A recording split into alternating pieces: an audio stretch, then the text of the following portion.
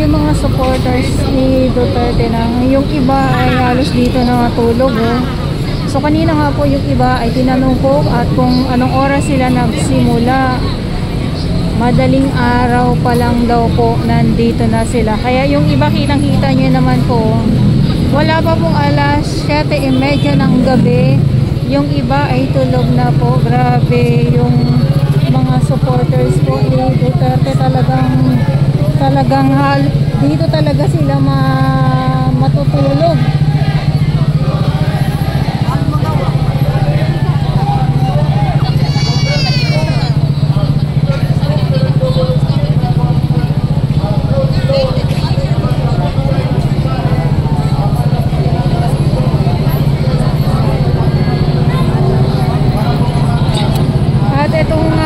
Panibagong bulaklak muli, ayan, tapos dito tapos yung motor ni Kuya, Protect Sara Duterte, stop waiting our hard-earned taxes, ayan. Signature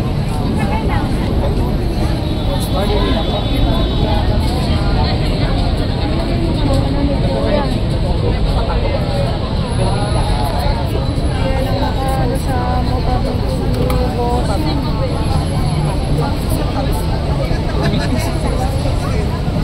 pero real gold ka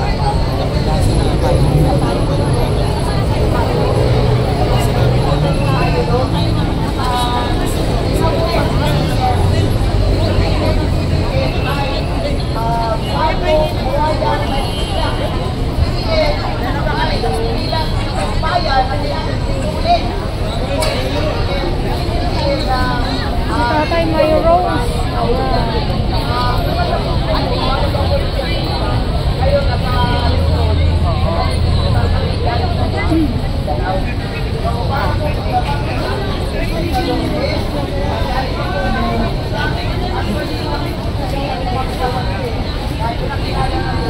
Nay, tanong ko lang po, ilang oras na po kayo nandito? Ano pa po? Madaling araw pa po kayo mamalingyon. Hanggang ngayon nandito. Taga saan po kayo? Baseco. Madaling araw pa sa...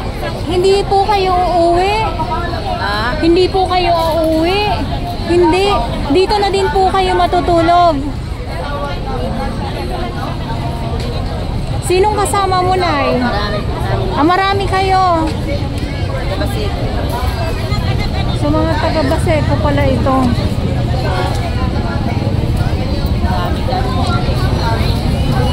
Tulog na po. Oo nga, napagod. Thank you, Nanay.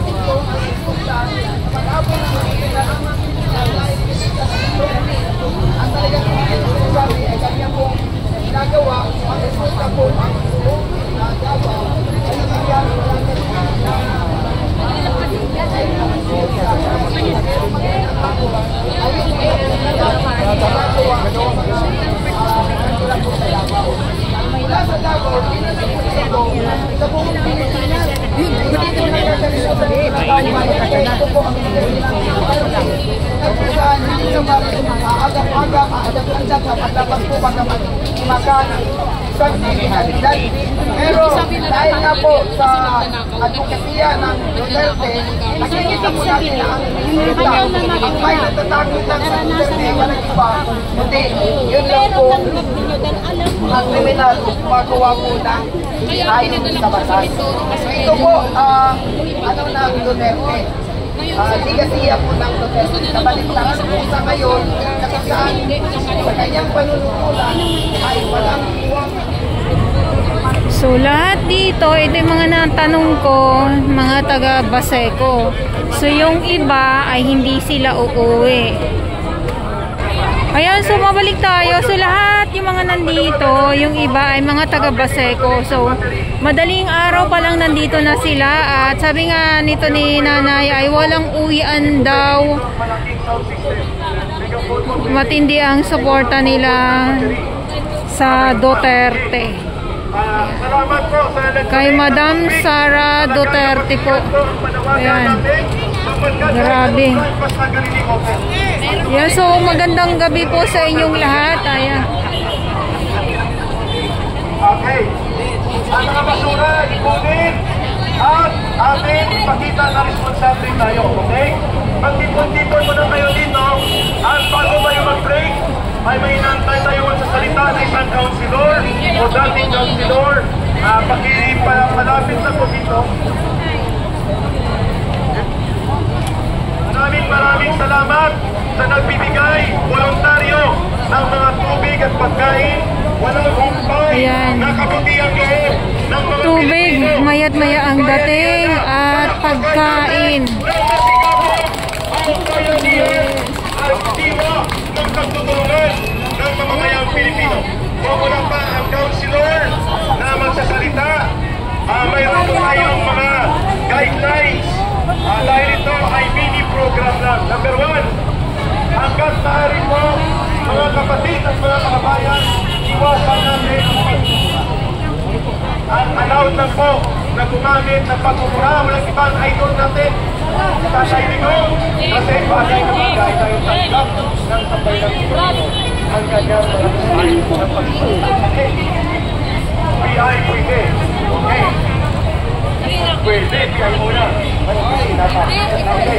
Number 2, maliban na hindi tayo magmumura, walang personal attack. So, as much as possible, ay hindi maiwasan yung mga salitang bagat.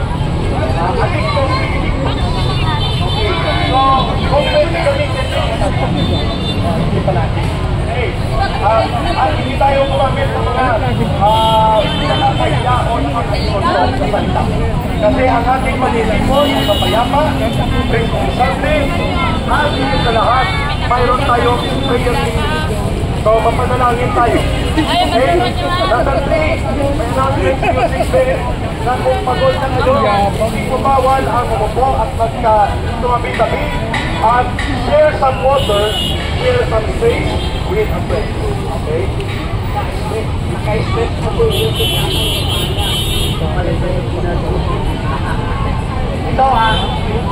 share mo sa ito.